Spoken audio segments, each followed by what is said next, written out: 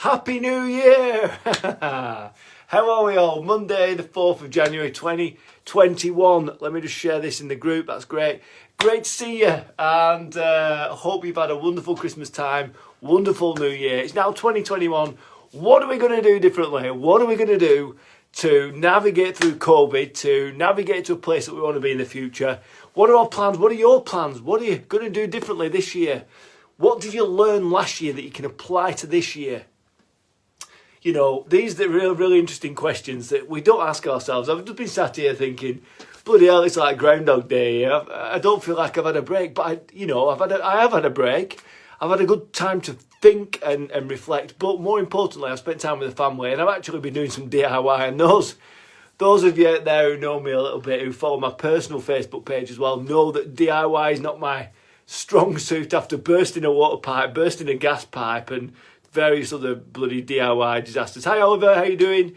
But this live is only a quick one today. It was just to ask you, what are you going to do this year? What are you going to do differently? What did you learn last year about yourself and your business and about the way you did things that you can apply to the next year in business, the next 12 months?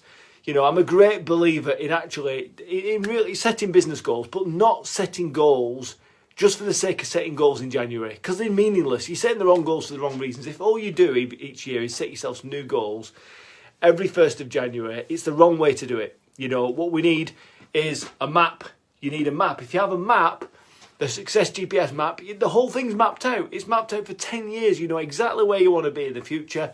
You know exactly some of the steps you're going to take to get there. And you don't need to do this ridiculous goal setting thing every single year in January. So for me, the big thing for me this year, and it's been niggling me for a while, because I'm now 43. No, I'm not. I'm 42 years old. I'm 43 years old, February 28th next year. And I've been thinking about my health. I've been thinking about, business is going well. We've got plans. We've got goals. We're moving towards them all the time. We're on a mission to impact the lives of 1 million people. But I've been thinking about my physical health. I'm 42, coming up for 43. And I've never really thought about my health a lot before. I used to smoke years and years and years ago. And then I went on to vaping, and I've started vaping more than I did smoking in the first place, which is really bad. And I keep picking the thing up and smoking it and thinking, what are you doing this for? You're killing yourself. Why are you doing this? So I've been thinking for 6 months, this recurring theme in my head. The business has been going fine, but it's my personal stuff that I've been thinking about. What am I going to do? When am I going to give it up? And I thought, I can't give it up. I'm addicted to it, And the same thing with my health, I like a drink of alcohol, which is great, at weekends. And I've been thinking I need to cut down on that. And over lockdown, all these periods of lockdown in different tier systems, I've been eating too much. So I've been thinking, what can I do this next year? What can I do? I'm going to get into the peak physical state that I've been in all my life. I'm going to do that this year. And I'm doing it with one of the programs that I've created myself. We've created Success GPS for health, physical and mental health. And I'm actually doing the program with my wife now, Jenny. We're doing it, and it's been constructed in partnership with me and Ben from Castle BNI and Ben Clifton. And we're beta testing this to make sure it works. And so far, we've started the coaching process. We've started the exercise. I've given up vaping 4 days ago. I've started eating healthy, and I've been exercising. I ran my first 1.5 miles today that I think I've probably ever run since I was about 10 years old. So it's working, and I'm sticking to it. So that's good. 4 days in, it's all good. So back to you guys. It's not just about me. Christmas is over. New year, new start. That's what we always say. But it's not really new start, is it? This is life.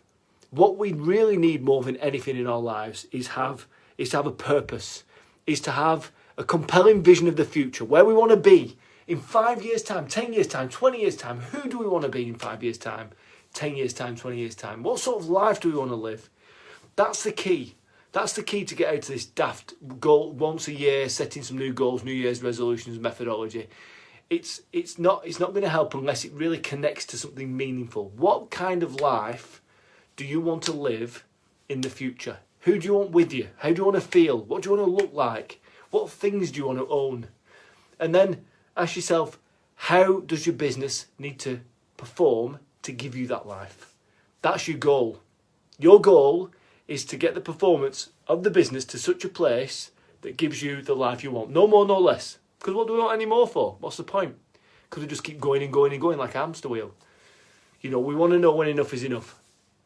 So the objective is to crystallise that compelling vision of the future, and then ask yourself, how does your business need to perform to give you that life? No more, no less. Some people want multi-billion pound businesses. Some people want multi-million. Some people want just a couple of 100,000. Whatever, it doesn't matter.